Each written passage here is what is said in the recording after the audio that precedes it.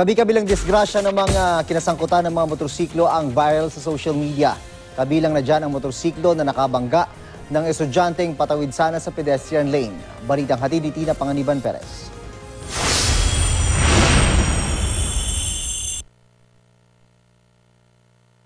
Sa dashcam videong ito, singit ng singit ang motorsiklo sa gilid ng kalsada sa North Fairview, Quezon City.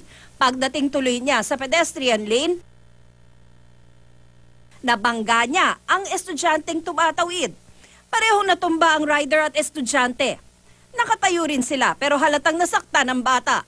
Ilang sandali pa, dumating ang kapatid ng bata at dinala siya sa ospital. Kinumpiska ng traffic enforcer ang lisensya ng rider. Ayon sa nag-upload ng video, bulag ang kaliwang mata ng bata kaya hindi napansin ang paparating na motor. Disgrasya rin ang inabot ng motorsiklong ito. Galing sa side street ang motor na dire-diretso ang takbo at hindi man lang naghinay-hinay sa intersection. Ang ending, sumalpok ang motor sa truck. Nagkabulagaan naman ang nakabisikleta at nakamotor nang magkabanggaan sila sa isang intersection. Naiinis ang ilang netizen dahil hindi man lang daw nakasignal ang rider ng motor, naliliko siya pakanan.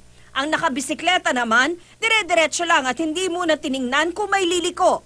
Pareho pa silang walang helmet. Pasaway naman kung tumawid ang siklistang ito sa Bonifacio Global City. Malinaw na nakagreen ang traffic light pero ang siklista biglang tumawid sa harap ng sasakyang may dashcam. Muntik tuloy magkabanggaan. Grabe ring makasingit ang truck na ito na nahuli cam sa Binyan, Laguna. Nakasagi pa siya ng motorsiklo. Paulit-ulit ang paalala ng MMDA. Madalas mauwi sa disgrasya ang pagiging pasaway sa kalsada. Kaya hinay-hinay sa pagmamaneho at sumunod sa batas trapiko. Tina Panganiban Perez, GMA News.